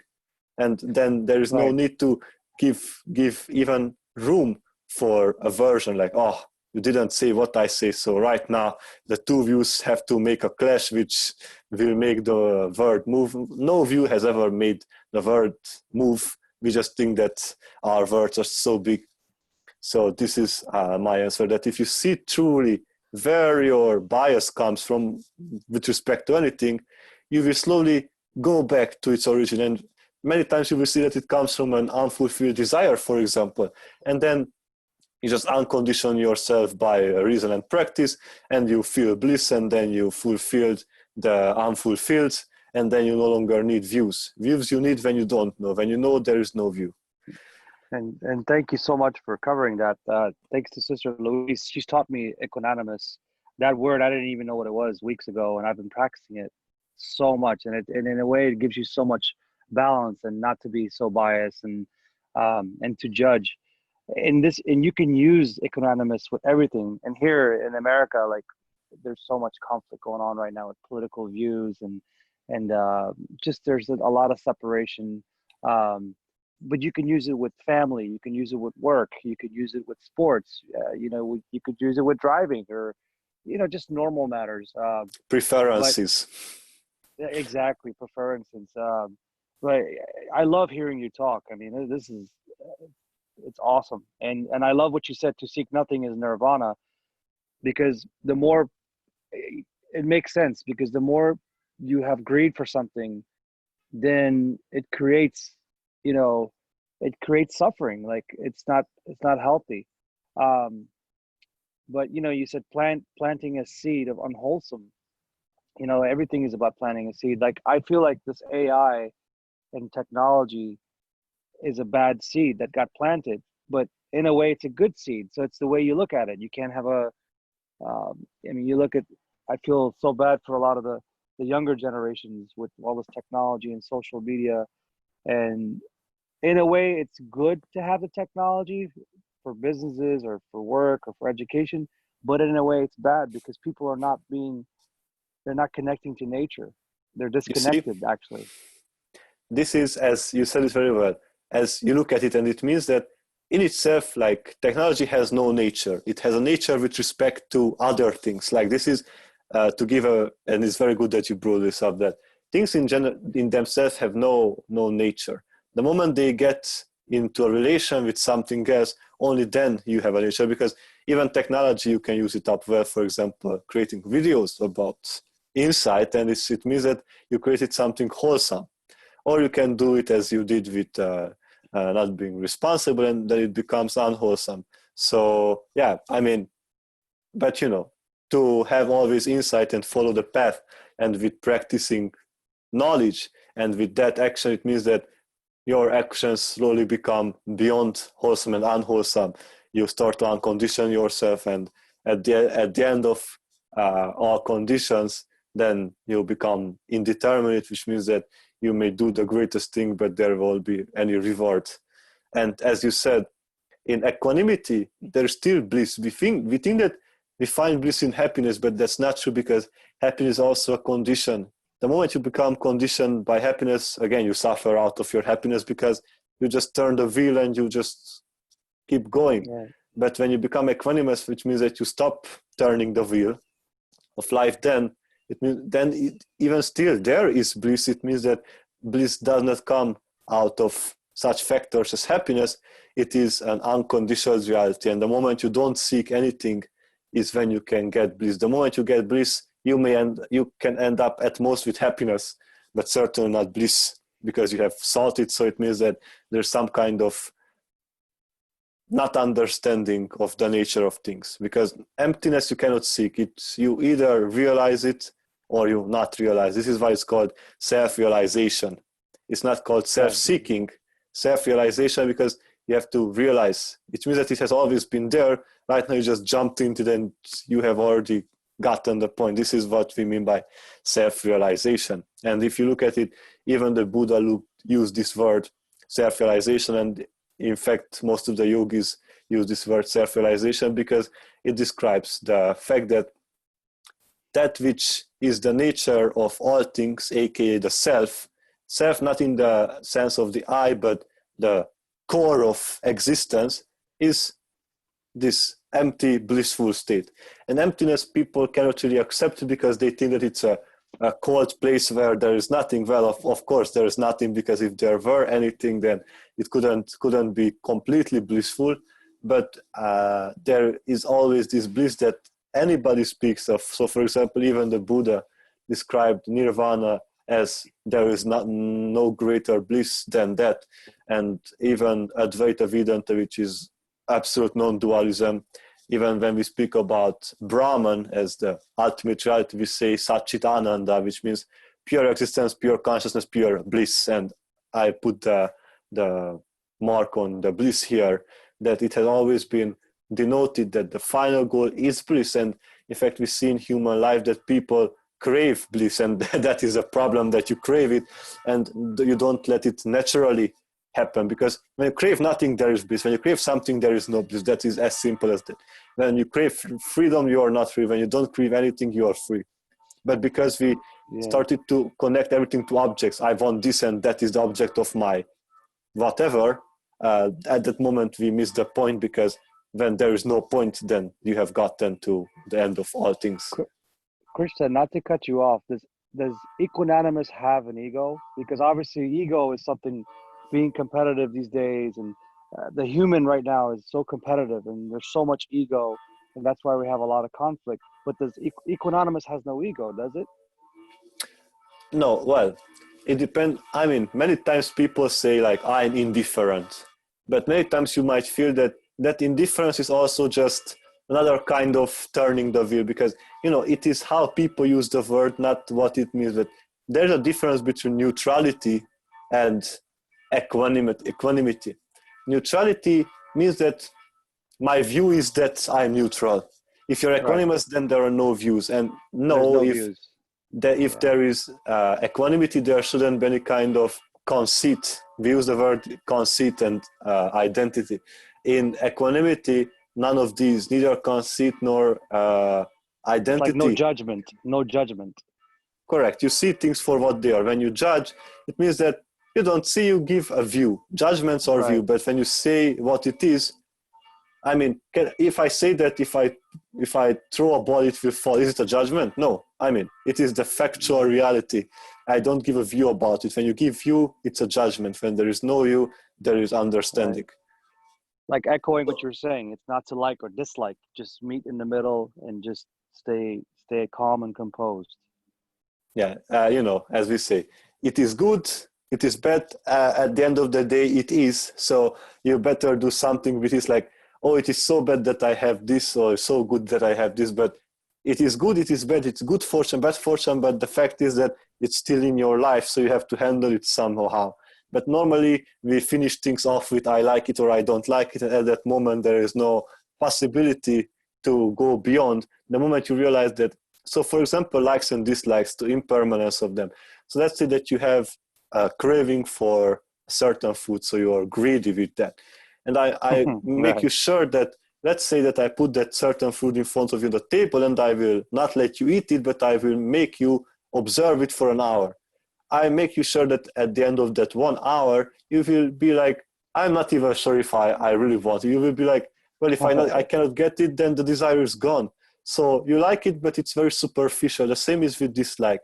It's like you don't see Right. clearly, and therefore you say, I like it, I don't like it. But in reality, nothing is to be liked or disliked. This is why, for example, Bodhidharma said, do not hate life and death, but do not love life and death. Just be equanimous, don't be touched. When you love it, you are touched in a way.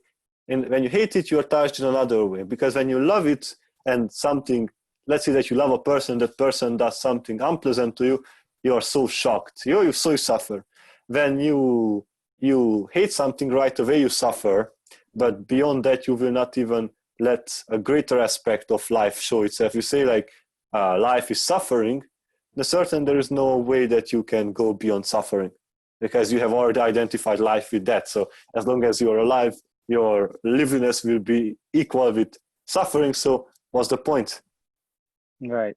It's funny what you just said. It's interesting because you talk about food, the desires, because of this, right now the whole planet has been in a state of challenges right now with this COVID.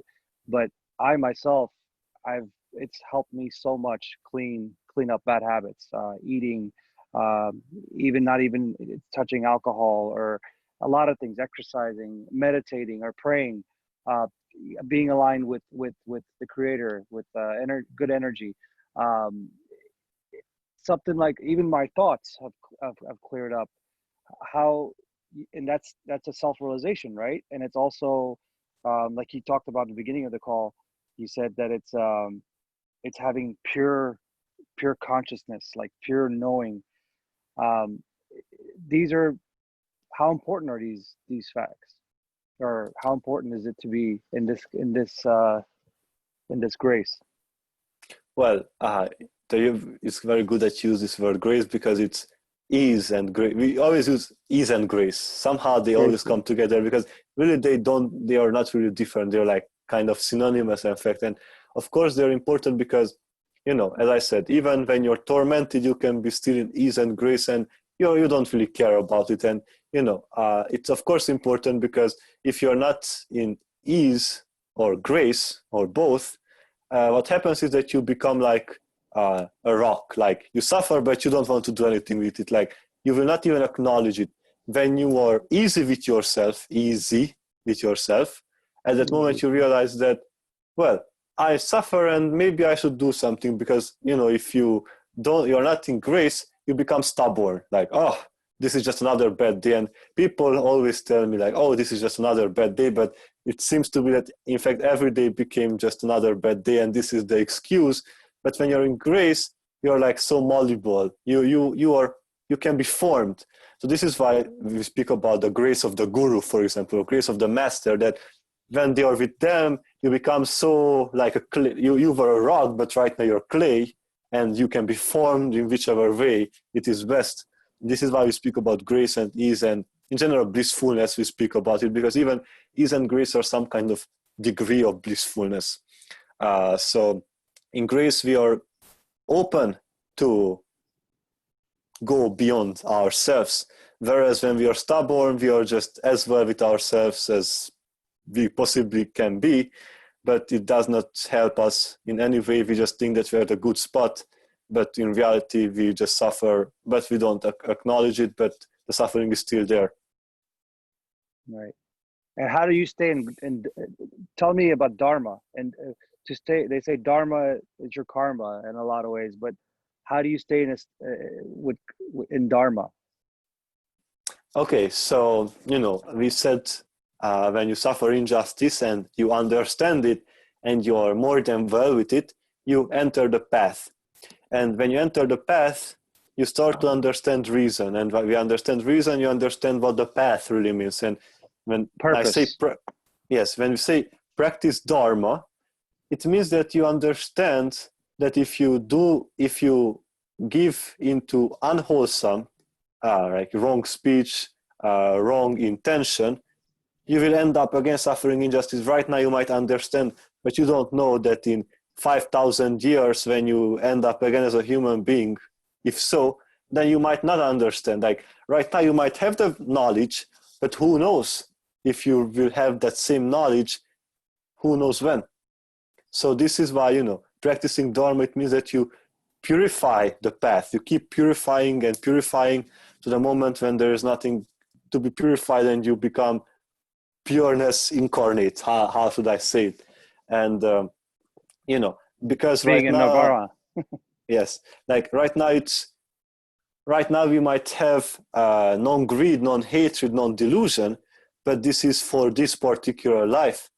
If you commit a certain deed, you may lose any of them. And when you lose the moment you become greedy, it means that you have lost non-greeds. Certainly you have lost lovingness as well, because there's a greed and then there is no compassion. And certainly you have lost knowledge as well, because why would you become greedy elsewise if not out of ignorance? So right now we know, and great Shankaracharya said that if you attain such a life, such a birth, when you have a human form and you are aware of these things and you don't work towards your liberation, that is the greatest crime that you can commit against yourself and against all those that you could have helped to liberation. So if you have an incarnation which is non-greed, non-hatred, and non-delusion, this is called a triple-rooted incarnation. If you have this and you don't do anything and you are just like, oh, so good, I know these things, then it means that you don't even deserve to have this in them. I mean, of course, it doesn't depend on what you deserve, what you don't, but it means that you waste what you worked for, because in order to get from a rootless incarnation, which means that it has no greed, non-greed, no non-hatred, and no non-delusion, to get from such a word, such a being, to one which has all these three roots and not to do with anything with it, it means that you create a lot of unwholesomeness. It means that you don't know when you end up again at such a spot when you can have non-greed, non-hatred, and non-delusion, and to be aware of it as much as one is right now. When you're saying you can do 10,000 good deeds, but if your mind is not pure, it doesn't count. Like, I'm sorry, could you just help me understand that? So of course if it's the moment of your action is out of wholesomeness, then it creates, of course, wholesome results. So a wholesome action, wholesome means that the intention is wholesome. Then it means that also the result is going to be a wholesome happening. Now, when I said that you can do 10,000 wholesome deeds and you will receive 10,000 wholesome results, I said that it might still not mean that you made any kind of step towards giving up feathers, for example. Right. So, for example, the 10 feathers. And for example, you might have all the 10 feathers, but at the moment when you do the good deed, the feathers are not like actively present. You don't think about your identity and this is why you do it. You just do it out of spontaneous generosity, that non-greed action, but it does not mean that you have given up any of those feathers. You put them in the background, but it does not mean that they will not come up at another point. This is what I meant by it. So, of course, you will have wholesome results, because this is how nature works, but it does not mean that wholesomeness does not mean pure enlightenment, because, of course, a purely enlightened being, to the outside, they do wholesome action, but for them, they don't experience it as wholesome, of course. But even one who has not done a single act towards self-realization may do a wholesome deed. but there's a major difference between the two, because one has already gone beyond the feathers, for example. Meanwhile, the other one has not moved a single feather. So, this is why just out of the way people act, we say, it's a good person. But in reality, it's not really saying, this is why good person, bad person. These are words that we shouldn't really use, because we just put a category, and it's like you saw one moment and you just said what it is. And okay, at that moment it might have been wholesome, but at the other point, it's like you don't know how many unwholesome they create in a mental way, like what they think of. So this is why, following the path means that you're equanimous with anything. If somebody comes to you, good. If they don't come to you, it's also good. So, not putting anything on another being, it simply means that if they do whatever, if they want your support, then you will support them. If they don't want, you won't. This is what also meant by equanimity, that you don't care if your knowledge will be acknowledged or not. Right, because a lot of people do good deeds because of greed. Well, they do it because they want something or obtain something, but they're not. Yes. Their intentions are not pure, And sometimes they say that it's just as much of a sin to have bad thoughts or dark thoughts, or it's not healthy to think a certain way about something or someone or whatever the situation is. Now that you brought it up, I will, speak about this, that many times people say, do what makes you happy, but even a murderer might find happiness in killing. So am I now saying that, if it makes you happy, then do it? No, because greed, in fact, there are greedy actions. Greed can be done with joyfully or neutrally. So, just because one finds joy in something, it does not mean that it is something wholesome. Of course, if it is accompanied by hate and displeasure in the mind, then it's obviously unwholesome. But just because there is happiness in it, it does not mean that it has any wholesomeness in it. Greed can be done wholesomely. I can steal something, but does it mean that happily I can steal something, but does it mean that I did a wholesome action just because I felt super well? No. Right. I really, really appreciate you guys' time. The other question I have for you is that, obviously, when it comes to stress, I know there's people do different exercises or meditations. When you got a lot going on with work and just life happens and a lot of things, how you talked about sleep. Also, just could you give me some tips on how to distress? Is there anything? I know prayer works. For me, exercise is a big thing, music. But when I want to sleep at night, usually I don't like to tune into TV or anything like that. But how can we calm the mind down? Is there anything that you suggest? Okay, so the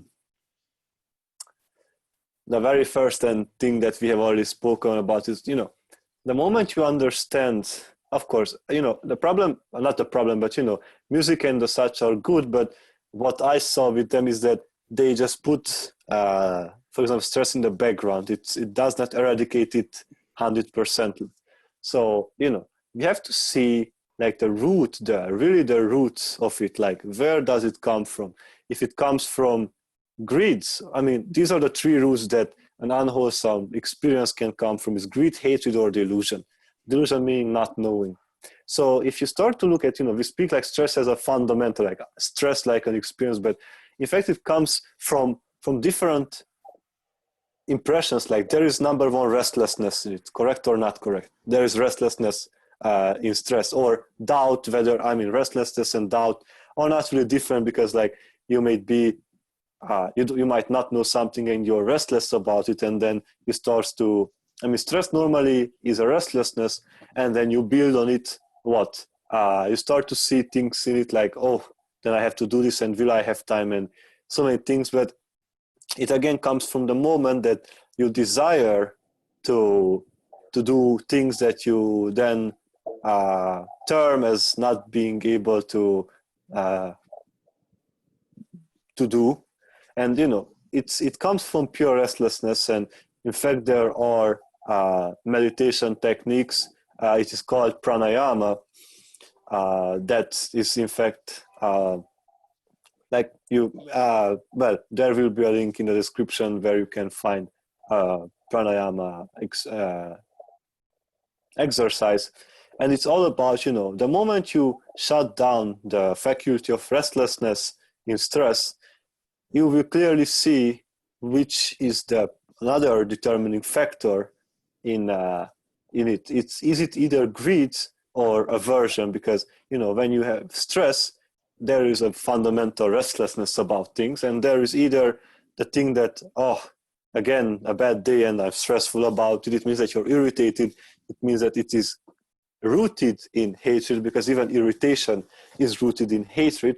Or is it because you wanted to accomplish so many things and you didn't succeed, and that is why you're stressful? So these are the factors. And if you see clearly the factors, then you realize that the same. So one way that, you know, you can destroy, if it is rooted in hate, I mean irritation, you have to realize that when somebody kills someone out of anger, is the same kind of root when you're irritated. Of course, it is not the same result, but the root is the same, that it is not out of dislike that you do it. And when you realize that it is the same kinds of roots in a murder than in being irritated, then you will say, like, what does it give me when I'm stressed? Nothing. I just start to think of the past and the future, and I start to mix them in various colorful ways, but fundamentally I sit on the couch and I exist at the end of the day. That's beautiful, because so as far as relationships, like even family sometimes can be toxic, or friends, or neighbors, anyone, coworkers. How can I use this as far as, like, can I use this technique with greed or hate or delusion with them, knowing that, like, I just want to be very crystal clear about my relationships with people, knowing that they add value in my life. How do I make that decision or choice to know that, okay, is this person adding value or not? Is that the same technique I can use with the greed, hate, or delusion? Or what would you say, Krishna, about that? What's your advice? In fact, what I would say is that you have reflected on several times is equanimity, because when we like people, we want them to be with us, like, oh yes, just be with us. And then we might not look upon the value of the relationship itself. When we don't like them, no matter how great thing they might do for us, we will say that, but remember that one time. So, you know, when we're equanimous, the experience at least shows that, you know, with like and dislike, you just turn the wheel. When you're equanimous, you stop the wheel, and right away you will see the way people handle you at that point, because there are very few, like 1 in 1,000, as the scriptures normally say, like there is 1 in 1,000. Well, I don't know exact numbers, you know, but who stays equanimous with friends and foes, as they say, like just being there and seeing the actions of beings. Because, you know, the moment we have likes and dislikes, we don't see the reality. But many people say, like, oh, I see the beautiful things in other people, and the other ones say, like, I see the problems with others, but neither of those two see the reality of things. They see, I want to see the good things, I want to see the bad things, but which is that which wants to see the things as they are? And the moment you see the things as they are, if those people do things out of greed or out of generosity, if they do it out of hatred or kindness, or if they do it out of sheer not knowing or out of very right understanding, and out of this, in fact, we can judge. I mean, we can understand the way those beings work, and right away you will see if they move away or come closer. In fact, relationships are, well, they seem complicated because these three roots, we mix them and we color them in so many ways, but fundamentally there are these three roots, and there are counters, which are the non-greed, non-hatred, non-delusion, and out of these we can clearly see how beings do their things. And if we see that it does not lead anywhere, if that relation doesn't get us anywhere, then it's just because we like the memory of it, it is not a reasonable choice, in fact, because it means that the reason for which you two met, it's already over, and you just enjoy the aftermath of that reason. Of course, it does not mean that, I mean, normally the experience at least shows that when one has to go, they really just go because they just don't feel that there's a fuel anymore in the relation. It's either a common decision that it's over, or just simply just things move in a way that those two beings no longer keep in touch. But fundamentally, there is, as I say, nothing personal. It is just the working of the fueling motion in that. It is whether you have a seed with those beings or not, or you have a seed of your own which you work on with other beings. So this is how one may look at relationships. Yeah, it's like kind of like you said, gravity. Like like it doesn't know. It's so intelligent, like the speed of light, or when you throw something up in the air, or throw a ball, or it defines itself as intelligence. That's how we have to be. Is trying to. Is that kind of like saying like you should be confident enough to know that if there is any kind of conflict or situation, right, where you should have the intellect, you should be that calm and composed and equanimous when you're saying, where you're not going to act in a very angry way or in a inequanimous, in a biased manner. way. Yes, Exactly. So yes, I always approach obviously here in the US, like there's a lot right now going on, but when it comes to work, friends, family, anything, it could even be on the road, it could be in a public situation, grocery store, it could be anywhere, it could be at the gym, it could be in sports. There's so much competition these days with people's, I agree with this, I don't disagree, where you're right, equanimous is the key. I come from a place of love always, but if I see that person or that individual or group, party, whoever is being confrontational, or if they're not being equanimous, then that's where I have to be equanimous and kind of just detach myself, correct? yes, correct. I'm biased. Like Luis always says, don't engage. We cannot engage with those who are not, have awareness or self-conflicted. And I sense that I'm pretty good at sensing that. I can sense if someone is not coming from a place of love and wants to argue or wants to, because that's what we're seeing these days. There's so much just conflict and ego and competitiveness.